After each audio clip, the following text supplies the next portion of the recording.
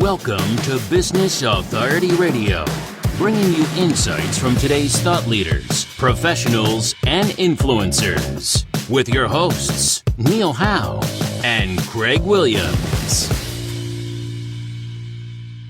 Hello and welcome to the show. This is your host, Neil Howe, and today we have a very special guest, George Hirthler. He is involved in the Olympics. He has made a lifelong career in the Olympics, and he has written a great book, which, I just have read a little bit of it. I haven't read it all, but it's very, very intriguing. Immediately caught my attention, and I'm very interested to find out all about how the Olympics began, the modern day Olympics, and what experience George brings through the writing of this novel. So welcome to the show, George.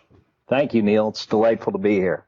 Well, take us back a little bit because, like I said, you've been involved with the Olympics for a good number of years. Tell me what it is that drew you to the Olympics and what you've been doing. Thank you, Neil. I was a freelance writer in Atlanta in the 1980s, freelance writer, producer, and I won some awards for my creative work and gained some recognition. And I got hired at the end of 1988, beginning of 1989, to write Atlanta's bid for the Olympic Games. And I didn't know much about the Olympics at the time, but it was an attractive proposition. And I was dispatched by Billy Payne, along with a graphic designer, to the Olympic Library in Lausanne, Switzerland, to study Olympic history and to learn how to write bid books and bid campaigns. And when we got to the Olympic Library, this was April of 1989, and I popped open an old set of bid books, I came across the face of this guy staring up at me, an old French baron with a big mustache across his face. And above the photograph, there was a headline that said something like, Baron Pierre de Coubertin founded the modern Olympic Games as part of a movement to unite the world in friendship and peace through sport. And I had been in the 1960s, Neil, an anti-war protester. And when I saw that message of peace, I thought I was just there to learn how to write about the world's greatest sporting event. When I saw that message of peace, and suddenly it came to me that every time I'd watch the Olympics, I realized it was symbolically the entire world gathered together in friendship and peace through sport. It hit me like a ton of bricks. And from that point on, I was very passionate about supporting the Olympic movement and got all wired up in the work and started writing for cities around the world. Well, I must admit, I didn't know a great deal about the Olympics myself. I recognize Pierre de Coubertin, but, I don't know the history of it. But what goes into writing a bid? What does that mean? I imagine that there's a lot of research and a lot of responsibility to write the bid. I mean, like I said just earlier to you, I came to Atlanta from Scotland right before the Olympic Games in 1995, and the reason that brought me here was because of the Olympics. I thought it was a great city to be. So obviously writing a bid and winning it is extremely important. So tell me a little bit about what goes into that. Yeah, you certainly arrived in a magical period here. Well, if you follow the bidding game around the world, we're in the bid cycle right now. 7 years before the games occur, the International Olympic Committee awards the rights to host those games to a particular city. So right now, we're in the middle of a contest, a 2-year international competition between 3 great international cities, Los Angeles, Paris, and Budapest, for the 2024 Olympic Games. Now, next year in September in Lima, Peru, the International Olympic Committee will award the rights to the 2024 Games to one of those cities. So when you're writing a bid campaign, you're working in a period 9 years to 7 years before the actual event occurs. And across the period of that 2-year time frame, there are about 7 different milestones that you have to hit as a bid city. So you have to submit a MIDI bid book, and then another bid book, and another bid book, and then the IOC sends out an evaluation commission to look at your city and make sure the things that you said in the bid books really are correct. Then there's an international promotion period where you make presentations to various Olympic bodies around the world, and a final presentation where you go before the assembled members of the IOC and you present your case for why you're going to be the best city to host the game. So you're writing from a business standpoint. The writing demands begin in the domestic phase. First of all, in the United States, LA competed against Boston, against Washington, against a couple of other cities, San Francisco, to get selected in the first place. So they started writing on their campaign, say, 10 years before the games began. But the writing demands involve technical materials. As you rightly mentioned, it's a very technical process. You have to figure out where the venues are, establish agreements with the venue owners so that you can use the venues during the games, and then how you're going to handle the athletes, where you're going to put 10,500 athletes along with 6,000 coaches and team officials, where you're going to house them in the city, how the games are going to be broadcast, how the transportation is going to work, where the guests are going to stay. It's like the most massive logistical operation on the face of the earth. It's sort of the equivalent, some people say, of a Super Bowl every day, 2 Super Bowls every day for 17 days in a row. So it's a massive undertaking, and the kind of language you have to write to describe it runs from poetry to technical to technical descriptions of places and events. So it's pretty complicated. Yeah, 7 years to start something 7 years in advance and prepare for it, that is quite an undertaking. Now, you've been involved in a few of these bids, Atlanta being one of them, but what other ones have you been involved in? We won the right to host the games for Atlanta on September 18th, 1990 in Tokyo, Japan, and within 6 months of winning, we beat Athens, Greece, which was the prohibitive favorite. Within 6 months of winning, all the cities that were bidding for 2000 made a pilgrimage to Atlanta. The cities who were bidding for the next summer games 4 years after ours. And they all came through Atlanta to learn what we had done. And Billy Payne, who was the leader of our bid, sent them all over to talk to Brad Copeland, my design partner, and I. And Istanbul, Turkey, asked me if I would come to Istanbul and write their bid. And so I ended up going over to Istanbul about 15 times and wrote their bid campaign, a lot of their speeches and film scripts and bid books and this sort of thing. And when they lost the 2000 games to Sydney, Australia, you may remember the games were down under in 2000. Mm-hmm. Then I was hired by Stockholm for the 2004 campaign. They lost to Athens, Greece, which made a comeback. And then I worked on a winter bid with Klagenfurt, Austria, learned how to do the winter games for 2006. Then I got hired by China to be the lead writer on their campaign for the 2008 Olympic Games, and we won. Then I won with Vancouver, the 2010 Winter Games, and then went on to work for New York 2012, Salzburg 2014, Chicago 2016, and Munich 2018. And since then, I've been working part-time. But when I finished the Munich 2018 bid for the Winter Games, and Pyeongchang won that competition, so the next Winter Games in 2018 will be in South Korea.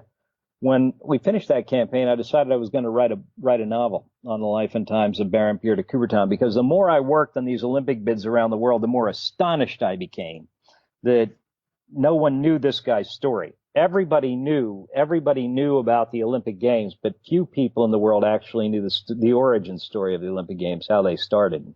So that was 5 years ago. I started working on this novel and finally got it out this year. Well, congratulations for getting that done. I know it's extremely hard to get it all together, and 5 years in the making to finally get it done. Now, I want to get to the novel in just a minute, but I want to stay on the economics right now. Sure. For this last question. Sure. It's extremely important, obviously. Like you said, everybody came to Atlanta once they got that winning bid just to find out, everything that was done. But what economically, how does it affect a city like Atlanta? Is the Olympics a money maker, or is it a loss for all the stuff that has to be done? Well, the model for a lot of games, it depends on which country is hosting, but a model for the games since Atlanta has changed pretty dramatically. In Atlanta, we didn't use any taxpayer money to put the games on. We built 8 venues out of marketing revenues, $520 million, and all but 2 of those venues are still functioning and serving their communities here today. So, and we made a small profit. on the games. When the games were in Beijing, the Chinese government decided to spend $42 billion to host those games. That was far, far out of. In the United States, the government doesn't spend any money on the games except to secure them. Mm-hmm. The government does provide security for the games. So in Atlanta, we made a small profit, and then since the games, which were now 20 years ago, the development that has occurred around Centennial Olympic Park, which was the celebration center we built again with private money and foundation money for about $72 million. The money that has been spent around Centennial Olympic Park that park became a catalyst for the economic renewal and redevelopment of downtown Atlanta. I think something like $3.2 billion has been invested around that park. And if you go down there, you see the Georgia Dome, the Georgia Aquarium, the Coca-Cola, the Coca-Cola World of Coke, the College Football Hall of Fame, the National Center for Human and Civil Rights. It's amazing how much money was spent downtown as a result of that park and the renewal that it drove down there. I think before the games, Neil, there were maybe 5,000 people living downtown. Now there are over 35,000. So it really has been an anchor. The Olympics produced great economic benefits for Atlanta, and the revitalization of downtown was one of the key objectives behind hosting the games. Right. So it lasts for years afterwards. The economic positive impact lasts for years after the games. I know the Braves took over the Olympic Stadium and have that as their home stadium. I myself stayed in the Olympic Village for 3 years while it was under Georgia State's control. Now it's Georgia Tech. Yeah. But that it certainly has a long-lasting benefit to the city. Now, take me back to the book, Pierre de Coubertin. How did he invent the Olympic Games?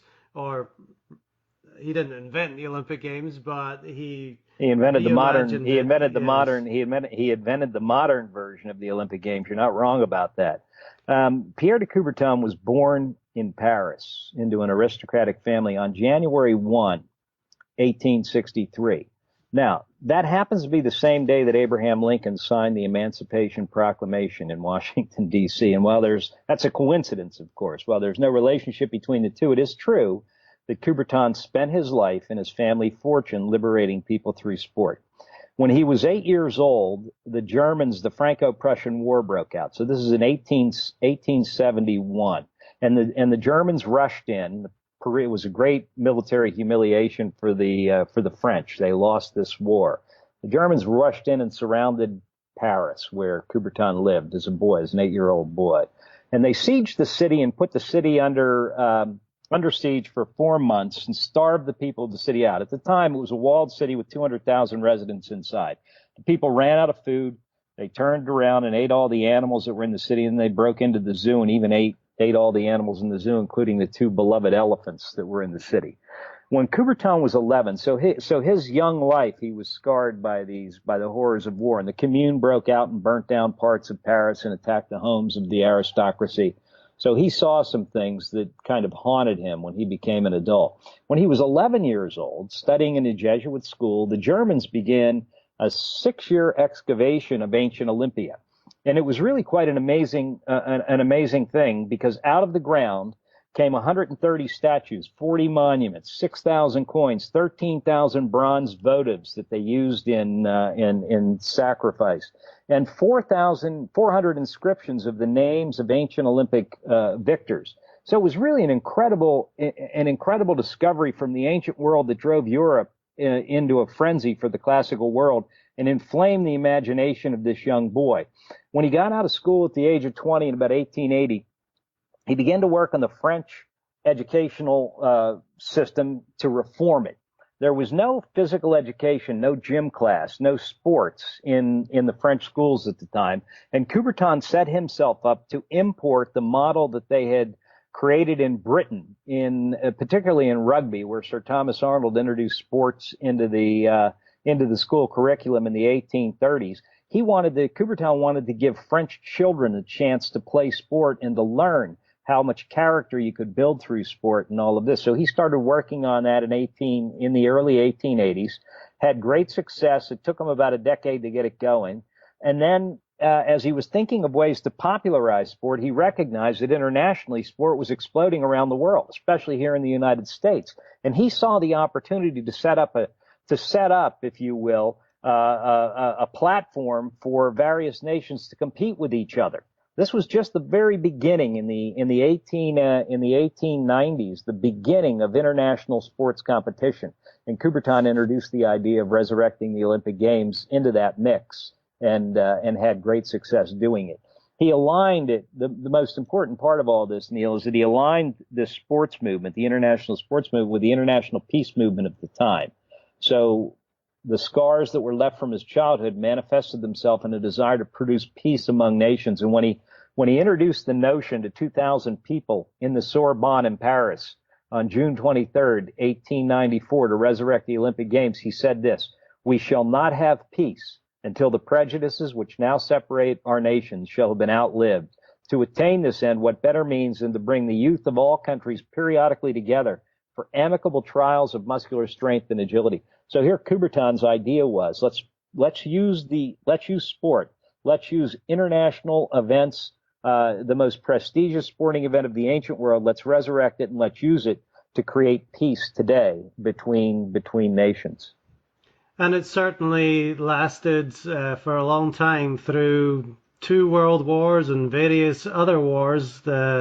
Everything stops during that Olympic period for people to come together. And, the Olympic symbol definitely is a sign of peace.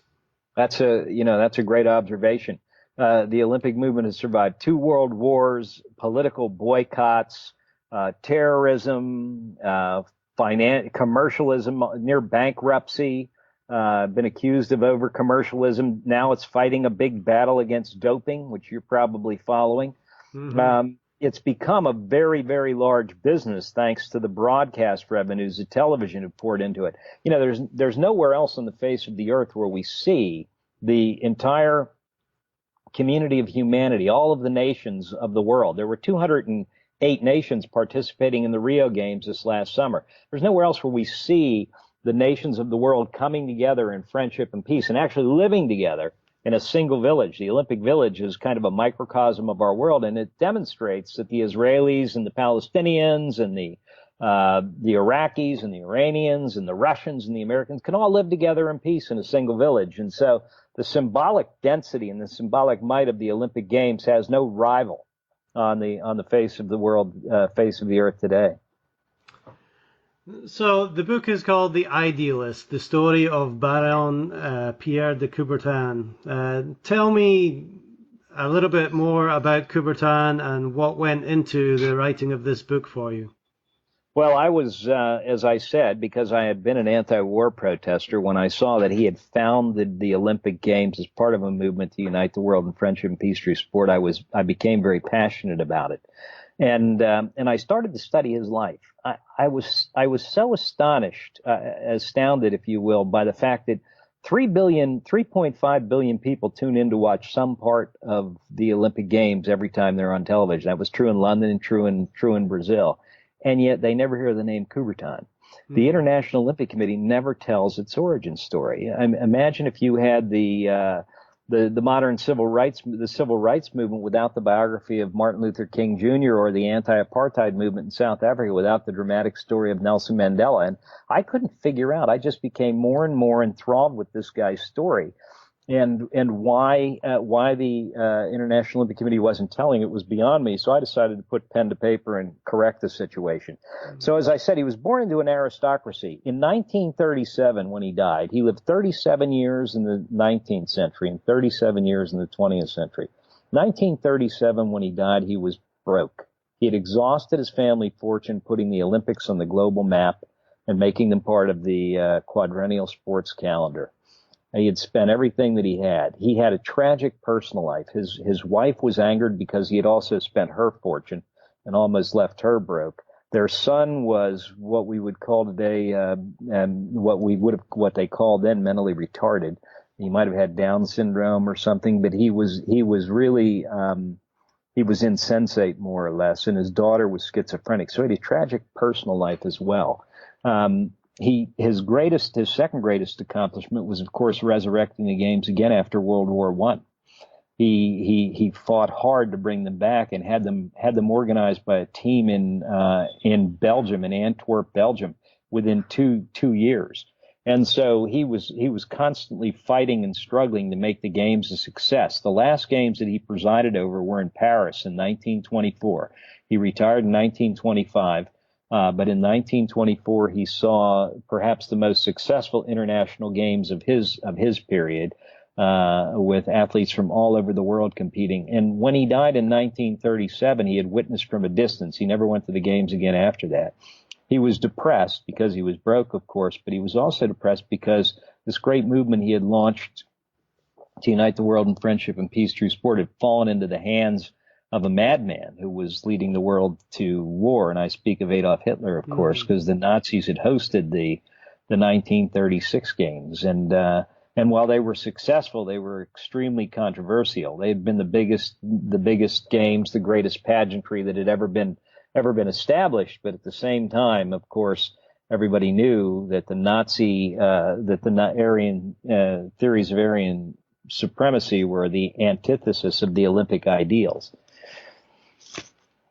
So you're right. This is a fictional book based on facts about the Olympics. So you write it. Tell me about how it's written. You have Jack Sinclair as a journalist that is telling the story of Coubertin. Yeah, the way I set it up, I really wrote it to be a film as well.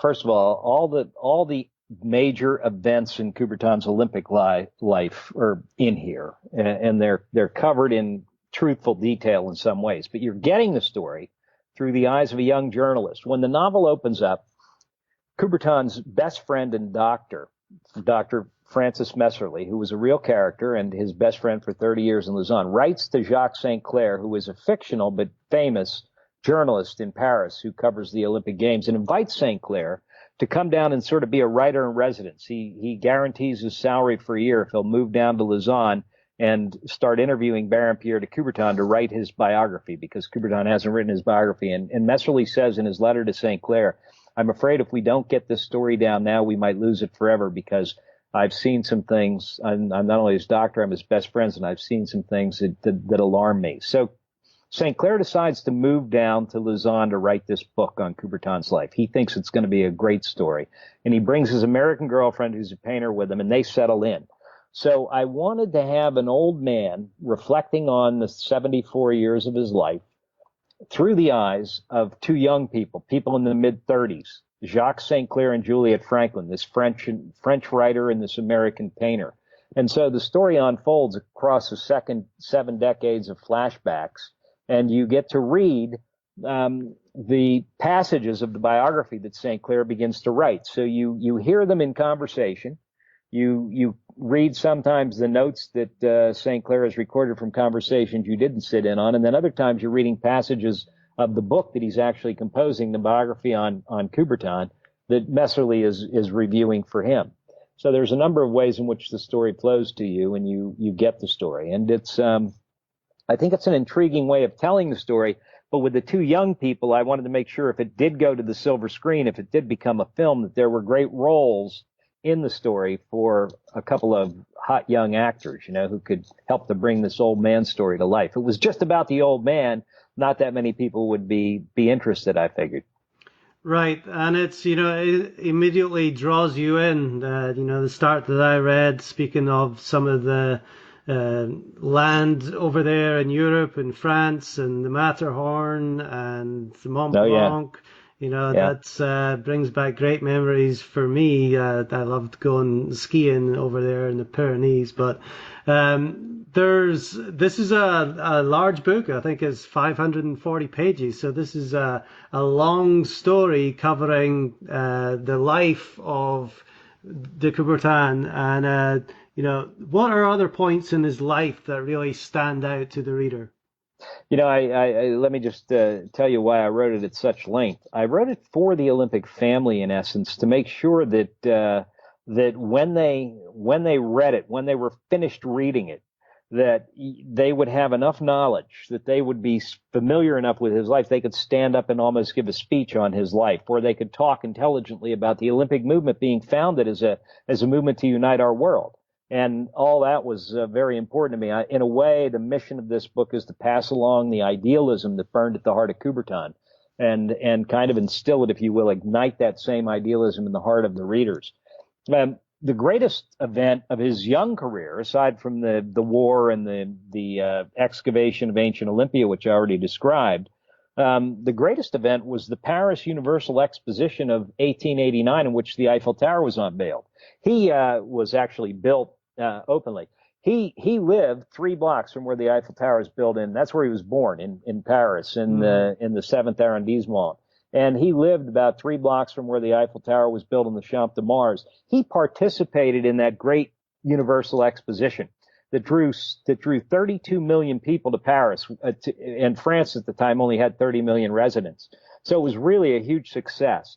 The World's Fairs at that time were great international events. And it was in that World's Fair that Coubertin saw the parades of participants, the speeches, the architecture, the awarding of medals, the flags from all the nations. It was in that event that he got a lot of the ideas that he later instituted into the Olympic Games. So he was at that event, and he conducted during that expo, if you will, he conducted the first International Congress on Physical Education. He brought sports teachers and physical education teachers from around the world together to have their first international conference on how to make sport a platform for peace across all the lines that divide us. And then, of course, the Games in Paris in 1900 were a great event for him, even though the city sort of pushed him aside and controlled him. The greatest single moment of his career came in Athens in 1896 when the Greeks hosted the first Games. He was once again he was shuffled to the side there and denied his rightful place and credit for what he had done by the Greeks, who got jealous and thought that the game should always be hosted in Greece. And then he went on to oversee the Olympic Games in St. Louis in 1904, although he didn't travel here because he was at war with he was having a battle with some of the American officials who were organizing it. But then he formed a very strong alliance with the British, and they hosted the Games in 1908 in London. And they were extremely successful, and that's where the marathon length was famously established at 26.2 miles. And then, of course, the Games came in Stockholm in 1912, and they were a marvelous celebration, the most successful Games of his period in some ways until the Paris 1924 Games. And then rumors of war were spreading all across Europe, and in 1914, of course, war came. And to try to stop the war, it's interesting. In about 1910, Coubertin awarded the 1916 Games to Berlin, believing that this great sporting event might have an influence on the hostilities between the nations and maybe bring a halt or a truce. But it didn't work that way, and so war broke out, and the 1916 Games were canceled. And then, as I said, he resurrected the Games for a second time in Antwerp in Belgium, and then oversaw the Paris Games of 1924. And the Games went on from there to Amsterdam in 28, came over to the United States for Los Angeles' first Games in 1932, which he did not attend. And then he watched from a distance as Hitler and the Nazis hosted the 1936 Games. Now, when the IOC awarded the Games to Germany, it was actually the Weimar Republic that was in power. The Nazis weren't even on the scene. That was in 1930. The Nazis took power in 1933 and turned the Games into what they wanted. Hitler, by the way, was adamant that he wanted Coubertin, who they saw as this ancient figure who could be very symbolic in terms of his approval if he were there. Hitler offered to fly Coubertin to the Games in his personal plane, and Coubertin rejected that offer. He did do a radio recording that was played at opening ceremonies where he delivered his most famous quote, which is the most important thing in the Olympic Games is not to win but to take part, just as in life the most important thing is not to conquer, but to struggle well. Mm. So he lived quite an exciting life. If you think about it, when he was born in the 1860s, all transportation was horse-drawn carriages or horseback. And he was quite an avid rider himself. When he died in 1937, there was international air travel. Yeah, Saw a lot of changes. a lot changed during his lifetime, and really he gave his life to the Olympic Games. Billy Payne, the CEO of the Atlanta bid, he said the incredible story of a man who gave everything he had to unite our world in friendship and peace. And the Idealist is a must-read for every Olympian and all those who hope our world can come together despite our differences. George, I know you've given a lot of your life to the Olympics as well, and certainly the last 5 years putting this wonderful book together. Tell our audience, please, where they can pick up a copy of The Idealist. Well, they can find it on Amazon. If they just go to Amazon and under books and look for The Idealist by George Hirthler, they can get it there. They can get it on Coubertin, The Idealist, the website, which is my own website. But it's probably easiest to get it on Amazon, Neil. And I'm probably going to be releasing an ebook within a few weeks. Try to get it out in time for the holidays. Wonderful. Well, what is next for George Hirthler now that this book is out? You said a movie. Is that the next goal? Yeah, I'm talking to a major producer right now who's just had a documentary that he produced come out in the Toronto International Film Festival, and we're talking about optioning the film rights to him and see if we can get a Hollywood deal going in 2017. Well, that would be great. I'm looking forward to reading the whole book myself. Yes, I prefer Kindle, so I hope it comes out on that soon. I'll make sure you know when it does. Well, thank you very much, George, for being my guest today, and thanks for putting in all the effort to writing this wonderful book. Is there anything that we have not talked about today that you would like to leave with our audience? Well, I guess I could conclude with a quick story about Jesse Owens. You know, and everybody knows that Jesse Owens won 4 gold medals in the Berlin Olympic Games. What they don't know is that the second medal, he almost didn't make it to the finals, the long jump. He got onto the track with his sweats on, and he was kind of just jogging down the long jump track to test it out. And he ran through the sand pit, and the judges said foul. The German judges said foul.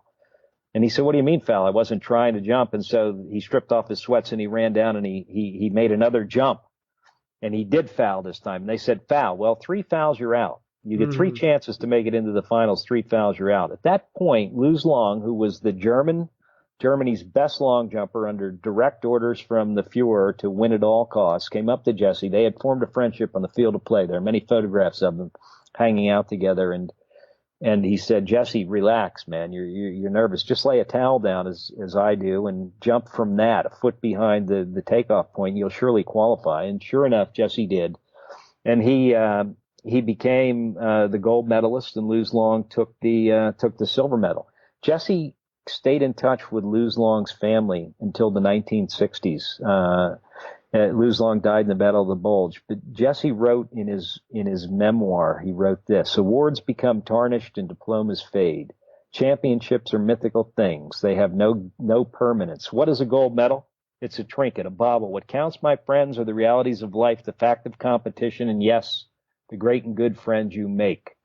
Jesse Owens put more value on the friendship that he made with Luz Long on the field of play that day than he did on his gold medals. It's really quite an amazing story. The man who is the ultimate symbol of conquest over the Nazis valued friendship in sport above all else. And that was Coubertin's idealism at work in his heart and mind. Well, sports certainly can bring our world together. There seems to be that divisive spirit, especially in the United States right now, right after the election. Yeah, it's true. But the Olympics certainly is that symbol of peace. It brings people together, and we hope that it continues to do so for another 100 years and beyond. Well, George, I appreciate your time today. Thank you very much for talking with me and to our audience. And thanks for being a guest on our show.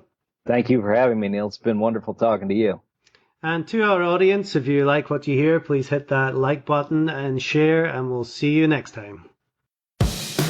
You've been listening to Business Authority Radio with Neil Howe and Greg Williams. To learn more about the resources mentioned in today's show, or to listen to past episodes, visit businessauthorityradio.com.